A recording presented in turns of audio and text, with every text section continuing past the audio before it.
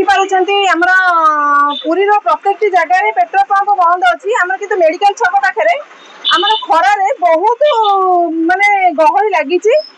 ଦେଖିପାରୁଛନ୍ତି petrol pump ପୁରା ଗହଳି, ଯାହାଫଳରେ କି ଲୋକମାନେ ବହୁତ ଖରାକୁ ହନ୍ତସନ୍ତ ହଉଛନ୍ତି। ପୁରୀର ବିଭିନ୍ନ ଜାଗାରେ ପେଟ୍ରୋଲ ପମ୍ପ ବନ୍ଦ, କେବଳ ମେଡିକାଲ ଛକରେ ହିଁ ପେଟ୍ରୋଲ ପମ୍ପ ଖୋଲା ଅଛି। ଆସନ୍ତୁ ପଚାରି ବୁଝିବା। ଆମ ସହିତ ଭାଇ କେତେବେଳେ ଆସିଲଣି?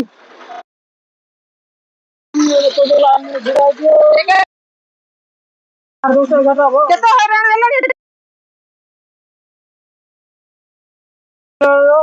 କଣ ତେଲ ଲାଇନ ଲଗେଇକି ଆସିଲେ? କୋଉଠୁ ଆସିଲେ? ବାଟ ସବୁ ଟାଙ୍କି କଣ ପୁରୀ ବନ୍ଦ ଅଛି? ନାଇଁ, ମୁଁ ଆମର ସେଟା ଟାଙ୍କି ଅଛି, ମୁଁ ସିଧା ପଳେଇଲି ପୁରୀକି ବସିକି ଅଛି। ଆସିଲେ ମୁଁ ଏଠି ଆହୁରି ପକେଇକି ଆଣିବା। ହଇରାଣ ହଉଛନ୍ତି ବହୁତ। ଖରା ଠିଆ ତ ଅଭାବ ବହୁତ ଠିଆ ହେଲଣି। ହଁ, କଣ କହିବେ ସରକାରଙ୍କୁ? କଣ କହିବେ? କେତେ ହଇରାଣ ସରକାର ବହୁତ ପ୍ରୋବ୍ଲେମ କରୁଛନ୍ତି। ସରକାର କଣ ବୁଝିବେ? ଦେଖିପାରୁଛନ୍ତି ଆମର ଆସିଛନ୍ତି ବହୁତ ଦୂରରୁ। ସବୁ ପେଟ୍ରୋଲ ପମ୍ପ ଯେତେବେଳେ ବନ୍ଦ ଅଛି, ଆମର ପୁରୀ ମେଡିକାଲ ଛକରେ ପେଟ୍ରୋଲ ପମ୍ପ ଟା ଖୋଲା ଅଛି। ସେଥିପାଇଁ ଖରାରେ ବହୁତ ଦୂରରୁ ଲୋକ ବି ଆସିକିରି ଲାଇନ ଲଗେଇ ଠିଆ ହେଇଛନ୍ତି। ଆଉ ଜଣେ ଆମର ଭାଇ ଅଛନ୍ତି, ଏଠି ପଚାରି ବୁଝିବା। ଭାଇ କେତେବେଳେ ଆସିଲାଣି? ଆମର କେତେ ସମୟ ଲାଇନରେ ଠିଆ ହେଲାଣି? 2 ଘଣ୍ଟା। 10ଟା ରହିଲଣି। ଆମର କେତେ ସୁବିଧା ଅଛି, ମାନେ ଅସୁବିଧା କେତେ? ସୁବିଧା ଖରା ଯୋଉ ଠିଆ ହେଇଛନ୍ତି କଣ ପେଟ୍ରୋଲ ଆଉ କଣ ପେଟ୍ରୋଲ ମିଳିବନି?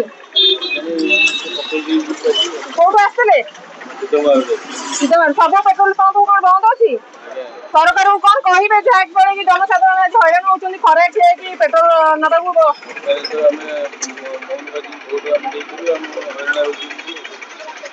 କଣ କହିବେ ସରକାରଙ୍କୁ?